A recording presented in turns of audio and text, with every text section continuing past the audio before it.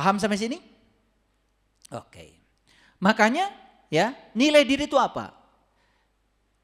Inti dari siapa diri kita? Disiplin, integritas, rendah hati, tanpa kompromi, memiliki standar nilai yang orang lain tidak mungkin bisa membelinya. Coba, kalau ada seseorang penegak hukum, kemudian dikenal oleh masyarakat, jangan coba-coba sama dia. Gak mungkin dia bisa dipermainkan. Terhormat gak? Kata Gus Dur katanya ada 3 polisi yang paling jujur. Kata Gus Dur bukan kata saya. Yang pertama polisi Hugeng. Sampai dikenang kejujurannya itu Jenderal Hugeng itu. Itu orang yang punya nilai diri sampai kapanpun dikenal. Mau gak Bapak Ibu gitu? Ih, saya mau banget dikenang sebegitu. Yang kedua katanya patung polisi. Kata Gus Dur. Dan yang ketiga katanya polisi tidur. Jujur kan polisi tidur? Coba. Kalau lewat polisi tidur, gejrug. Itu kan jujur kan? Ada polisi lagi tidur. Ini gurauannya Gus Dur ini sebetulnya bagus. Buat introspeksi bukan hanya buat polisi. Buat TNI, Polri, PNS. Semua buat kita juga para pengusaha dan siapapun itu. Ya, termasuk kita-kita. Ada nggak Bapak Ibu keinginan setelah saya jelaskan, wah yang 5 ini nggak boleh lepas dari saya? Ada? Kalau ada, peluang menjadi diri sendiri, menemukan keunikan diri besar. Dan yang kelima, kebahagiaan diri. Jadi kebahagiaan diri itu kalau bagi saya adalah budidaya diri. Budidaya diri. Bagaimana kita membudidayakan diri sehingga kita ini kebahagiaannya benar-benar tidak bergantung pada siapapun di luar diri kita. Kenapa? Kebahagiaan itu keputusan Bapak Ibu. Tergantung kita. Rek bahagia, rek henteu kumaha urang. Tapi kita selama ini bahagianya sangat bergantung pada pihak lain. Yang jelas-jelas yang tidak bisa kita kendalikan. Paham? Oke, ada berapa? 1, harga diri. 2, kesehatan diri. 3, impian diri. Yang keempat, nilai-nilai diri. Yang kelima, kebahagiaan diri. Jangan copot yang 5 ya. Jangan copot. Keren. Di situ kita akan merasakan menjadi diri sendiri. Ternyata hidup itu luar biasa menakjubkan. Dan kenapa hidup kita tidak menakjubkan? Karena kita sering jadi orang lain. Oke. Saya ingin menyampaikan sedikit saja ini. Ini selintas saja. Ternyata manusia ini tipe otaknya itu ada 5 setidak-tidaknya. Ada tipe otak yang logik, ada tipe otak yang kreatif, ada tipe otak yang emosi, ada tipe otak yang action, ada tipe otak master. Hebat ya. Dunia ilmu pengetahuan sudah sampai bisa mengklasifikasi tipe otak. Nah, Bapak Ibu, tahu nggak tipe otak anak cucu Bapak Ibu? Tahu nggak? Sementara kita memperlakukan mereka semua sama, suka-suka kita. Waduh, itu kesalahan besar. Dan kalau mereka terus-menerus diperlakukan tanpa dihargai keunikan dirinya, udah. Waduh, kita itu sudah dosa besar sebetulnya. Kenapa? Potensi yang ada pada diri anak ini, cucu kita ini tidak berkembang. Dikebiri oleh kita sendiri. Kenapa? Salah menempatkan mereka. Sehingga personal genius zone-nya tidak muncul. Yuk perhatikan saya. Selintas aja. Ada anak tipe otaknya logik. Dia ini bisa kaya ilmu, bisa kaya ide, bisa kaya hati, bisa kaya harta, bisa kaya amal. Dan dia kaya dalam segala aspek kehidupan. Tapi pintu masuknya anak ini harus kaya ilmu. Suksesnya harus lewat kaya ilmu. Sementara kita nggak ngerti. Apakah tipe anak ini logik atau bukan. Ada tipe anak, tipe otaknya kreatif. Dia bisa kaya ilmu, kaya ide, kaya hati, kaya harta, kaya amal. Tapi pintu masuknya beda dengan yang tipe logik. Dia harus kaya ide. Makanya ketika idenya muncul harusnya dikembangkan. Tetapi banyak anak ketika punya ide itu sama orang tuanya dipotong. Ah, jangan mimpi.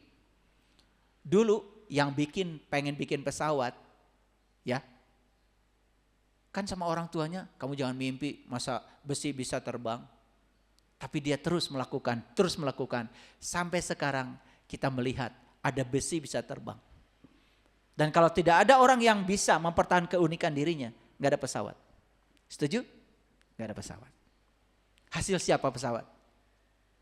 Orang yang berhasil mempertahankan keunikan dirinya. Gak jadi orang lain. Ada tipe otak emosi. Nah, dia ini jalur suksesnya adalah kaya hati. Walaupun nanti bisa kaya ilmu, kaya ide, kaya harta, kaya amal. Tapi jalur suksesnya dari ini. Dia kekuatannya di hati. Coba kenal gak anak kita tipe emosi? Misalkan ada anak senangnya itu ingin memberi aja, ingin memberi gitu. Saya punya anak tipe ini. Memberi. Dibeliin jam tangan sama istri saya, kasih temannya. Dibeliin sepatu, kasih temannya. Pulang ke rumah, mana sepatu dek? Udah dikasih sama teman. Kenapa? Kasihan teman. Ternyata memang jalur sukses dia dari kaya hati. Makanya saya tidak pernah melarang. Karena saya tahu tipenya. Tapi akhirnya dia juga, mohon maaf, jadi kaya ilmu, kaya ide, kaya harta, kaya amal. Tapi pintu masuknya dia dari kaya hati. Senang berbagi. Makanya banyak temannya. Makanya bikinlah dia perusahaan. Ternyata di perusahaan itu semua teman-temannya. Jadi melakukan sesuatu yang dia suka. Ada tipe action. Nah tipe action ini tidak bisa dia disekolahkan. Harus banyak ilmu, nggak bisa. Nggak bisa. Pintu masuknya dia harus dari kaya harta. Pintu masuknya dia, walaupun nanti jadi kaya ilmu juga, kaya ide juga, kaya hati. Ada tipe master. Dia ini harus kaya amal. Senangnya berbagi. Ya, mohon maaf, istri saya tuh Bunda Tatia tipe master. Udah gak bisa dilarang. Jadi kalau di dompetnya itu penuh, besok udah gak ada. Gak bisa dilarang. Makanya pesannya bagi saya, kemarin dompet sebanyak itu udah habis. Pesannya berarti saya harus banyak uang. Pesannya gitu. Saya gak bisa marah. Tipenya tipe master. Senangnya begitu.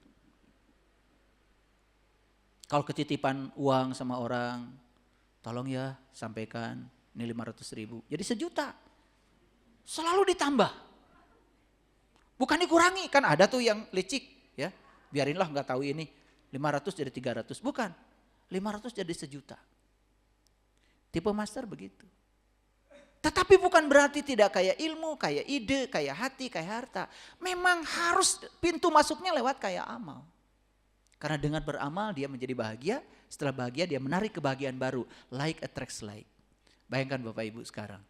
Bapak Ibu memperlakukan anak-anak kita sama semuanya. Betul? Makanya harus di-profiling. Harus diketahui. Gimana caranya? Itu tidak dikasih di sini. Ya.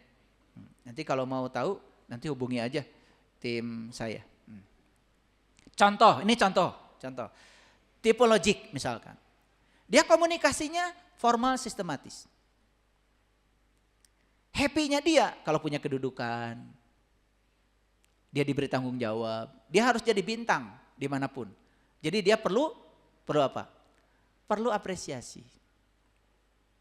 Hubungan sosialnya harus rasional. Kalau tidak rasional tidak mau. Nah tipe logik ini komitmen, setia pada keluarga. Finansial. Nah, tidak suka risiko besar. Ini karakter. Nah, yang tipe logik tidak suka risiko besar. Dikasih modal. Orang tuanya yang salah. Karena gak kenal anak ini. Dia tidak suka yang berisiko besar. Tidak suka dia. Nah, ini adalah sifat dasar yang belum di-upgrade secara spiritual. Kalau sudah di-upgrade spiritualnya, ini hilang sifat-sifat ini. Ini sifat dasar yang saya bicarakan. Nah, biasanya kalau orang tipe karakter tipe logik, masalahnya itu dengan otot, dengan otak, sakit kepala, macam.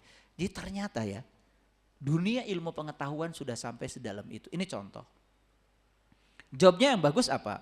Ya bisa CEO, bisa manajer, bisa arsitektur, bisa jadi filosof, ilmuwan, auditor. Spiritual, nah dia mah harus suka. Harus diajarkan ritual, diskusi spiritual, itu jalan masuk untuk spiritualnya. Bayangkan ya, satu tipe saja karakternya seperti ini. Berarti harus diperlakukan seperti apa? Ini yang akan menemukan keunikan. Nah, menyukai kejujuran, minim empati. Kok anak saya temannya sakit dia nggak nengok. Nah, karena memang tipenya begini, minim empati. Berarti harus di-upgrade itu secara spiritual. Banyak makan protein, senangnya ikan, daging. Boros nih, bukan. Karena memang otaknya perlu protein banyak. Karena dia tipe logik. Jadi meakeun wae dengan sangut teh. Jadi tidak perlu marah ya. Udah tahu, oh tipe otaknya logik ya. Eta lauk gurame hiji seep kumaneh nama gitu. Nggak usah marah. Nah, memang dia perlunya protein. Senangnya protein. Nah, pernah nggak Bapak Ibu ya itu semur daging satu piring habis sama dia, marah nggak Bapak Ibu? Marah. Nah itu nggak ngerti, yang marahnya nih yang masalah ya. Tidak suka kompetisi ya, dia sangat rajin belajar, dia ingin ahli di bidangnya ya. Dia sulit menilai sesuatu, kalau bekerja tuntas. Saya nggak jelaskan tipe yang lain. Ini contoh aja. Saya cuma menjelaskan bahwa ternyata tipe otak tertentu tidak bisa diperlakukan sama. Wah, kalau udah dijelaskan gini, betapa semerawutnya ya kita selama ini. Udah dititipkan anak kita di sekolah pun, guru-guru juga nggak ngerti tipe anak-anak itu. Betul nggak? Akhirnya di sekolah kalau nggak nurut sama guru, gebugin ya. Suruh ini, suruh itu. Aduh, itu sistem pendidikan yang sangat keliru. Baik Bapak Ibu, sekarang ini saya lengkapi. Ini saya ngambil dari risetnya Profesor Toshi Takanomi, orang Jepang yang rajin menyelidiki kepribadian manusia berdasarkan golongan darah. Walaupun riset ini belum final, tetapi tidak ada salahnya saya sampaikan. Ada yang golongan darah O? Oke, acungkan tangan. Oke, coba cocokkan ya. Gairah hidupnya sangat tinggi. Suka mengatakan hal-hal yang romantis. Kadang terlalu memuji. Memiliki keinginan yang kuat untuk mencapai apa yang diinginkannya. Ya. Ekspresi dan pola pikirnya diungkapkan dengan tidak berbelit-belit. Golongan darah O mah terus terang. Tidak berbelit-belit. Ya. Oke. Memiliki rasa percaya diri dan ekspresi diri yang kuat. Golongan darah O. Kira-kira cocok nggak? Nah ini hasilnya riset Profesor Toshi Takanomi. Bapak Ibu bisa baca dalam buku beliau, judulnya Touch My Heart. Jadi ini saya sampaikan ya. Kok disampaikan di kajian? Kajian itu bukan ngurusi Quran hadis saja. Quran hadis itu adalah dasar hukum primernya. Tetapi pengembangan ilmunya ke kehidupan yang menyentuh kehidupan kita. Penting gak saya sampaikan ini? Coba. Sangat menyukai kejujuran. Golongan darah O. Minim empati. Kok ini? Oh, mohon maaf.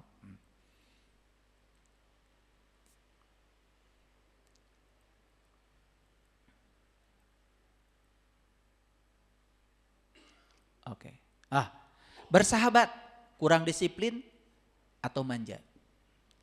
Golongan darah O gampang bersahabat. Banyak sahabatnya. Kadang-kadang juga gampang ditipu ya. Golongan darah O itu kira-kira tipe-tipe orang yang orang bodoh baik hati lah. Oh itu begitu ya. Kira-kira cocok nggak ya? Cocok ya. Gitu. Ya kurang disiplin, ya. Tidak on time, menjanji teh sok. Ya begitulah. Dan manja. Makanya kalau lihat ya anak kita atau siapa atau suaminya tipe darah O, pahami ini, ya. Menyenangi kontak fisik. Ya, jadi perlu rangkulan, perlu apa, tidak cukup hanya WA. Tipe darah O. Memiliki keinginan sangat kuat untuk memonopoli orang atau benda. Tah, sok yang menang sorangan. Ya, memonopoli pasangan, memonopoli anak gitu. Pokoknya mah kubacek manehna we lah gitu. Ya. Betul Bu ya? Romaos? Pas bisan ya. Ini golongan darah O ya.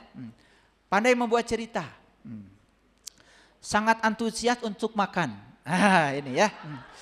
Jadi kudu aya cemilan wae, tah. Cemilan jeung 10 ya. Ya, sangat peduli terhadap kemenangan atau kekalahan. Ya, memilih teman dengan dilandasi oleh adanya hubungan kekuasaan yang kuat. Ini sifat dasar. Sifat dasar ya. Tapi kalau orang sudah belajar spiritual enggak lagi. Sifat-sifat ini enggak ada lagi. Jadi kalau mau melakukan hubungan ini tipe O nih, O, ya. Kira-kira apa ya yang bisa saya manfaatkan dari dia gitu. Ya gitu. Kalau biasa-biasa nggak ada kekuasaan biasanya jarang. Ini yang belum, yang sudah upgrade enggak.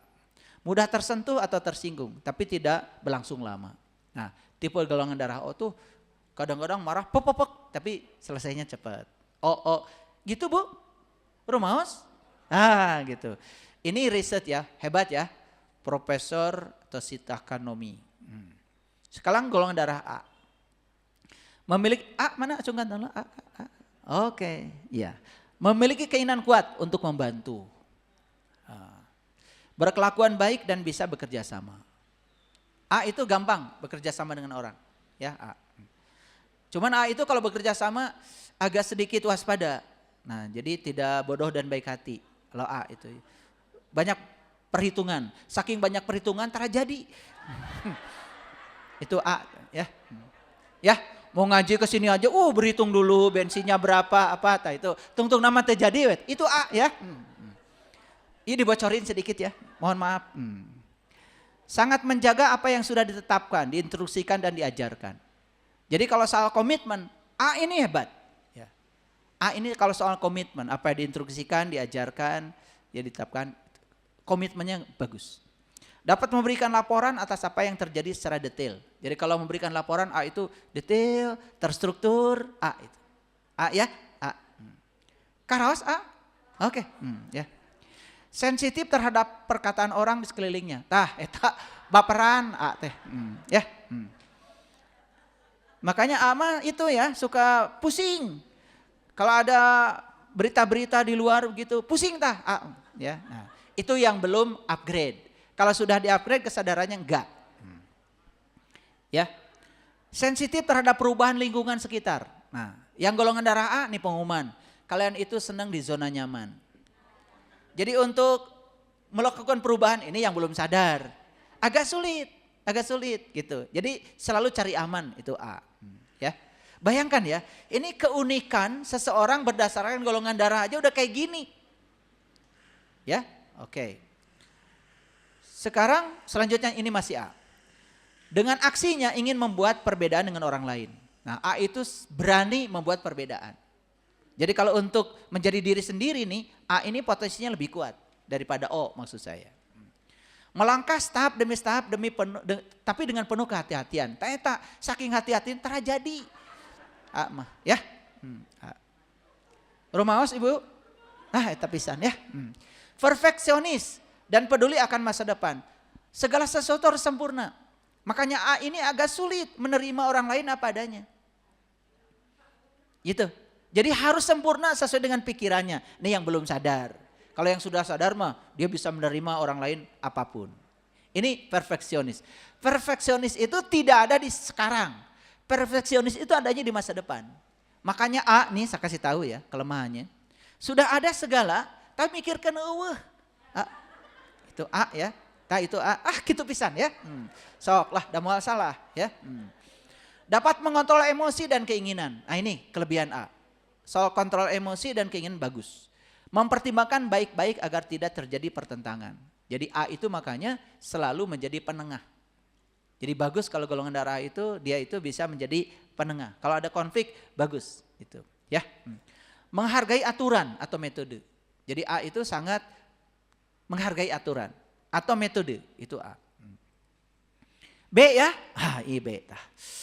Sok cenah karasaeun ya. Golongan darah B. Nah, siapa yang B? Acungkan tangan. Sebenarnya saya tanpa acungkan tangan tahu. Tahu ya. Tahu ya, dari cara duduk aja saya udah tahu. Cara pegang HP saya tahu. B itu memiliki ide-ide yang berani, bebas dan unik. Makanya B itu tidak suka aturan. B itu tidak suka aturan. Ya, coba kalau kalian memahami aja pasangan golongan darahnya apa, perhatikan kata-kata saya. Jadi kita itu jadi bisa memaklumi. B itu tidak suka aturan. Karena sukanya inginnya bebas. Nah, kalau urusan menjadi diri sendiri, B ini paling kuat. Paling kuat. Karena tidak suka aturan. Makanya nggak cocok golongan darah B jadi PNS. Golongan darah B nggak cocok kerja di orang. Nggak cocok. Golongan darah B cocoknya di pengusaha. Tidak suka aturan. Betul Bapak Ibu yang B? Coba acungkan tangan. Benar pisannya. Antusias terhadap apa yang disukainya. Jadi kalau menyukai sesuatu dan dia menemukan yang disuka itu sangat antusias. Bahkan bisa menghabiskan waktu berjam-jam untuk itu. Ya. Senang melakukan aktivitas sendiri walaupun dalam kelompok.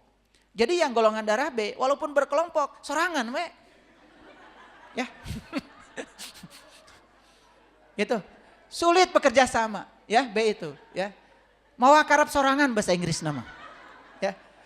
Itu B mah begitu ya. Jadi walaupun dikelompokkan sorangan we gitu. B ya.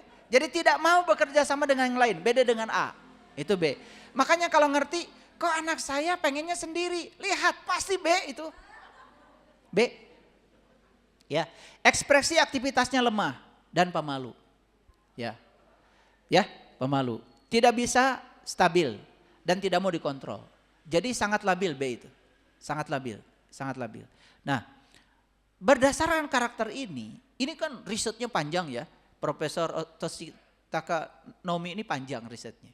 Bahkan sekarang ya di Jepang itu anak-anak di kelas dikelompokkan berdasarkan golongan darah.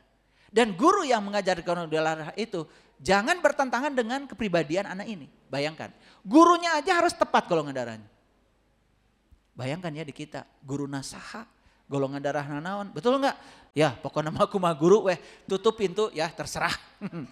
Dan kita percayakan sepenuhnya orang tua pada guru. Ya, apalagi guru ya kena pinjol, wah udah ya pasti ngamuk tah di kelas teh ya. Tidak bisa stabil dan tidak mau dikontrol. Tidak bisa dibatasi dan senantiasa melakukan sesuai dengan yang disukainya. Makanya untuk golongan darah B jangan terlalu banyak batasan. Jangan terlalu batasan. Dia tidak suka, tidak suka. Dalam hal apapun tidak ingin membuat perbedaan. Jadi golongan darah B beda dengan A. Kalau A tuh ingin membuat perbedaan. Kalau B mah cari aman. Ya, saragam we jeung batur. Gitu, ya. Kurang suka terhadap simpati yang berlebihan. Makanya golongan darah B jarang punya simpati yang berlebihan kayak O. Kalau O tuh simpatinya dalam. Kalau B jarang. Anu maot biasa we. Ya, luas kesenangannya sangat besar. Jadi terhadap yang dia sukai itu sangat besar ya kesenangannya. Berpikir fleksibel, kaya ide, pemikirannya praktikal. Golongan darah B jangan jadi pemimpin.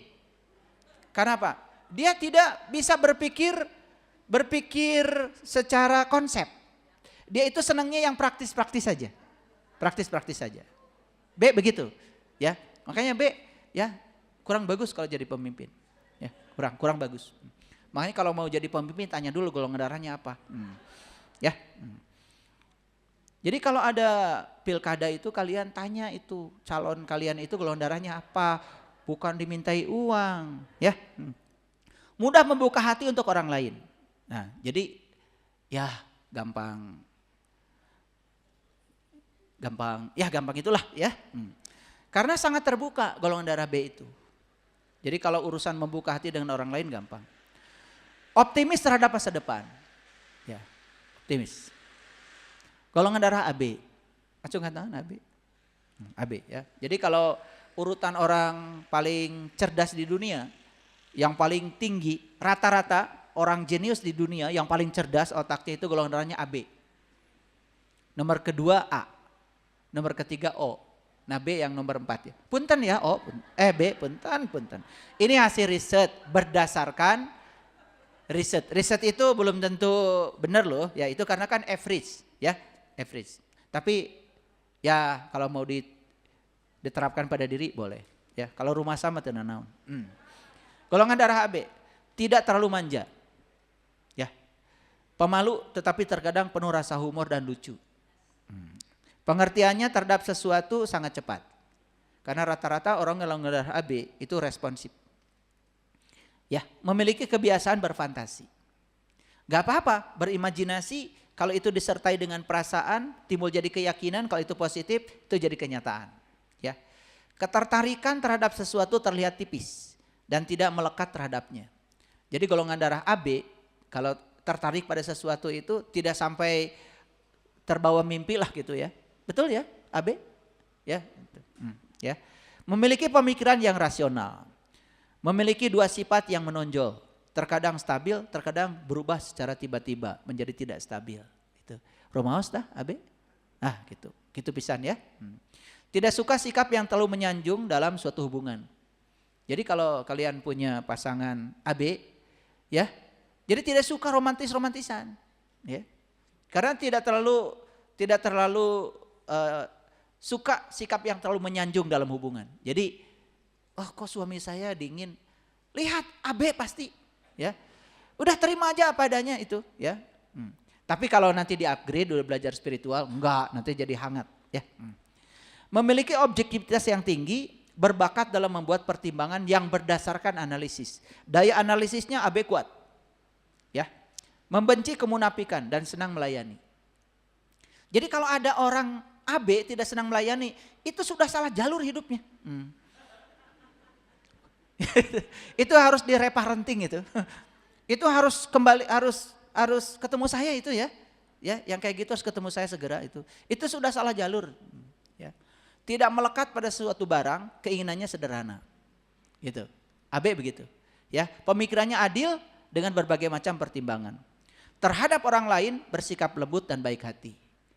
Pandai membuat keputusan terhadap suatu situasi. Nah, Bapak Ibu, saya sudah sampaikan keunikan diri berdasarkan golongan darah. Bayangkan oleh kita sekarang, kita selama ini memperlakukan semua orang gak peduli. Luar biasa ya kita ya. Pantes ya kalau anak-anak yang dididik oleh kita itu gitu-gitu aja.